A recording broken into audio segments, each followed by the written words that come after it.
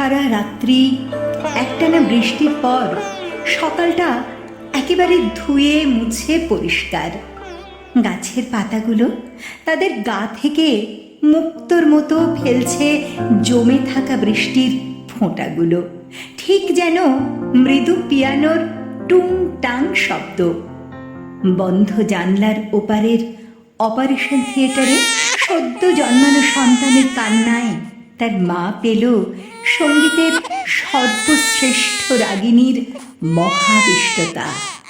ফুটফুটে মেয়ের নাম ঠিক হয়ে গেল সেই ক্ষণেই, রাগিনী। বাবা মায়ের একমাত্র মেয়ে রাগিনী, ভারী আদরের, বড় মিষ্টি। নৃত্য গীত কোনোটিতেই কম যায় না পড়াশুনোর পাশাপাশি। এইটুকু মেয়ের কাছেও যেন রবি ঠাকুর রবীন্দ্রনাথ হয়ে উঠেছেন পরিপূর্ণতায়।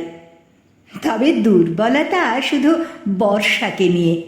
বৃষ্টির সময় জানলার ধারে বসে হাত বাড়িয়ে জল ছোঁয়া কিংবা খোলা ছাদে আপাদমস্তক ভিজে মায়ের বকা খাওয়া, দুটোতেই তার ক্লান্তি নেই। একবার পরীক্ষার প্রশ্নে প্রিয় ঋতু লিখতে গিয়ে লিখেছিল, বর্ষাকে আমি ভালোবাসি, এই পৃথিবী যেন বর্ষা হয়ে থাকে সারা বছর। তারপর দিদিমণির কাছে বর্ষায় কষ্ট পাওয়া মানুষদের জীবন শুনে বলেছিল, আচ্ছা পরের বার থেকে লিখব, আমার সব ঋতুই ভালো লাগে, সব ঋতুই আসুক নিয়ম মতো, তবে বর্ষা একটুখানি বেশি ভালো লাগে আমার। মেয়ের 10 বছরের জন্মদিন, তার আবদার রাখতে ঝমঝম বৃষ্টির মধ্যেই গাড়ি নিয়ে বেরোনো জয়দীপবাবুর। স্ত্রী কন্যাকে নিয়ে গাড়িতে যেতে যেতে গান ধরলেন বর্ষার, আজি ঝড়ো ঝড়ো মুখর বাদর দিনে। উন্মাদের মতো ছুটে আসা লরিটা মিশে দিল বর্ষার গান। জয়দীপবাবু ও তার স্ত্রী মারা গেলেন ওখানেই। মেয়ে রাগিনী আহত অবস্থায় ভর্তি হলো হাসপাতালে। বৃষ্টির রং হয়ে গেল রক্ত, নাকি রক্ত হয়ে গেল বৃষ্টি, তার বুঝতে পারল না রাগিনী। হাসপাতাল থেকে রাগিনীর মামা তাকে নিয়ে এলো নিজের বাড়ি। মামা মামি নিঃসন্তান, বিরাট অবস্থা, সুতরাং সংসারের সব কাজ করে মার খেয়ে মানুষ হতে হবে রাগিনীর, এমন ভাগ্য মোটেই নয়। আবার মামা মামি নিঃসন্তান বলে তাকে বুকে টেনে নিয়ে স্নেহে ভরিয়ে দেবে, এমন ভাগ্যও তার নয়। মামা ব্যবসার কাজে ব্যস্ত থাকেন আর মামি সমাজ সেবায় সমাজে। উদাসীন বোঝা হয়ে উঠল সে তাদের কাছে, কারণ দুর্ঘটনা কেড়ে নিয়েছে তার দৃষ্টি। ব্লাইন্ড স্কুলে বড় গাড়ি করে এসে নামে রাগিনী। ড্রাইভার রামু কাকু তাকে নিয়ে এসে সারা দিন গাড়িতেই বসে থাকে, ছুটির পর বাড়ি নিয়ে ফেরে। কোনোদিন হয়তো গাড়ি রেখে বাসে 3 মাইল দূরে ছুটে যায় তার একরত্তি মেয়েটাকে দেখে আসতে। রাগিনীর মতোই বয়স তার মেয়েরও, ফুটফুটে মিষ্টি, কিন্তু পরমায়ু আর মাত্র 1 বছর হয়তো। ডাক্তার বলেছে ও যা চায়। ভাবতেই কুল ছাপিয়ে জোয়ার আসে রামুর চোখে, হৃৎপিণ্ডটা ছিঁড়ে বেরিয়ে পড়তে চায় মাটিতে। রাগিনী আসা যাওয়ার পথে তার ড্রাইভার কাকুর সঙ্গে ভারী ভাব জমিয়ে নিয়েছে। সে জেনেছে তার মেয়ে বর্ষার কথা, যে রাগিনী দুর্ঘটনার পর বর্ষার নাম শুনতে চাইতো না, বৃষ্টির শব্দে কানে দিত আঙুল। সেই মেয়ে আবার বর্ষার সঙ্গে আলাপ করতে ছুটে গেল রামু কাকুর বাড়ি, স্কুল না গিয়ে। এমন হলো বর্ষা আর রাগিনী প্রতিদিন দেখা না করলে ছটফট করত দুজনেই। রাগিনীর মামা বা মামি কেউ কখনো খোঁজ রাখত না মেয়েটা বাড়ি ফিরেছে কিংবা খেয়েছে কিনা। বলা যায় হয়তো মনেই রাখতে চাইতো না অবাঞ্ছিত মেয়েটাকে। একটু একটু করে বর্ষা রাগিনীর পরম আপন হয়ে উঠল। বর্ষার মায়ের স্নেহে তার গর্ভধারিণী ফিরে এলো যেন। রাগিনী এরপর সাহস করে রাতেও থাকতে শুরু করলো রামু কাকুর বাড়ি। মামা একদিন ডেকে বললেন, রাগিনী, রামুদের বাড়ি যাচ্ছ, থাকছ, ভালো কথা, বেশি টাকা পয়সা দিও না। গরিব মানুষ হচ্ছে লোভী, যত পায় তত চায়। বর্ষা ছোট থেকেই নাচতে ভালোবাসত ভীষণ। 8 বছর বয়সে রোগ ধরা পড়ার পর বন্ধ হয়ে গেল তা। রাগিনীও ভুলে যেতে চেয়ে গায় না গান, ময়ূর হয়ে ওঠে না বর্ষা কিংবা বর্ষার ভাবনায়। বর্ষার খুব ইচ্ছে যে জীবনে আর কয়েকদিনই আসবে মৃত্যু, সেই জীবনের ভালোবাসাকে সে জড়িয়ে রাখুক শরীরে। সে রাগিনীকে বলল তার বাবাকে রাজি করাতে সে নাচবে। না বেটা, বর্ষার শরীর নাচের ধকল নিতে পারবে না, ওকে তুমি বোঝাও। কান্নায় ভেঙে পড়ে রামু কাকু।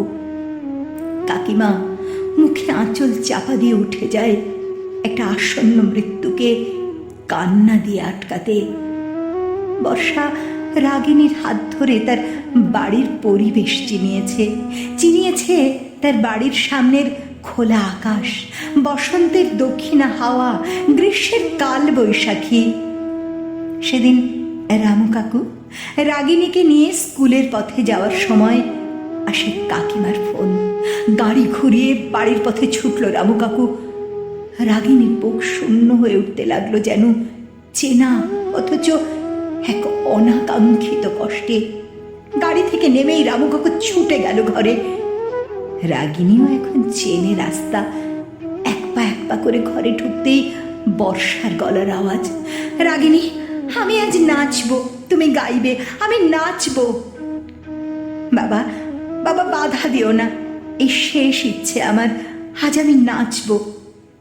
দেখো রাগিনী, বর্ষা আসবে কদিন বাদেই, তুমি গাও বন্ধু, গাও। মনোমোর মেঘের সঙ্গী উড়ে চলে দিক দিগন্তে।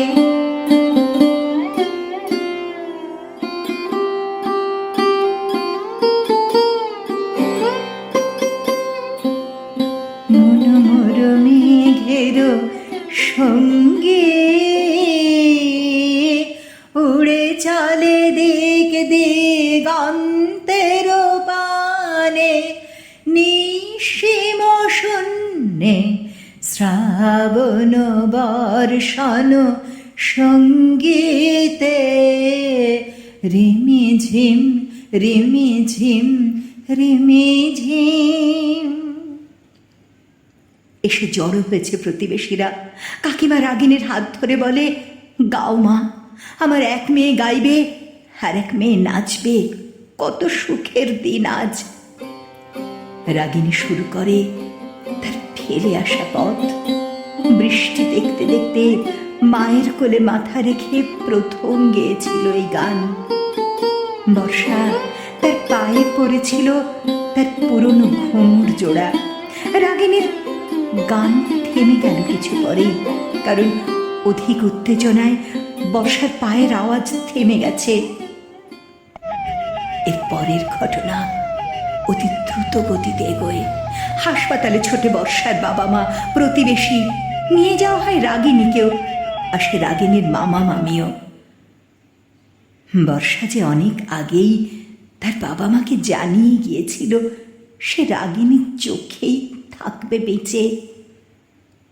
প্রথম চোখ খুলেই রাগিনী দেখেছিল বর্ষা বাইরে অঝরে ঝরে চলেছে, বছরের প্রথম বর্ষা। মামা মামির কাছ থেকে অনেক অনুনয় বিনয় করে মেয়েটাকে চেয়ে নিয়েছে রামু কাকু।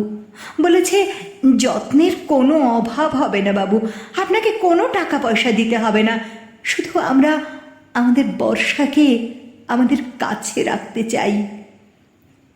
অবাঞ্ছিত ভাগ্নি বেঁচে থাকলেই হলো, খুশিতেই রাজি হয়েছিলেন দুজনে। বর্ষার বাড়িতে ফিরে সব কিছুই চেনা লাগছিল রাগিনীর। বর্ষা তো নিজেই হাত ধরে চিনিয়েছিল তাকে। রাতে রামু কাকু আর কাকিমাকে ঢুকিয়ে উঠোনের বৃষ্টিতে এসে দাঁড়ালো রাগিনী। ঝমঝম বৃষ্টিতে অঝরে ঝরতে লাগলো তার চোখের জল। বর্ষার ঘুঙুর পায়ে বেঁধে সে গাইল তার কণ্ঠ আর সারা শরীর দিয়ে, মনোহর ধায়ে তারে মত প্রবাহে। ছুটে আসে রামু কাকু আর কাকিমা, জড়িয়ে ধরে রাগিনীকে। বর্ষা, ওরে মা রে, তুই আমাদের বর্ষা রে, তুই আমাদের বর্ষা। রাগিনীর সামনে এসে দাঁড়ায় বর্ষা, হাসতে হাসতে বলে, বর্ষার রাগিনী, রাগিনীর বর্ষা।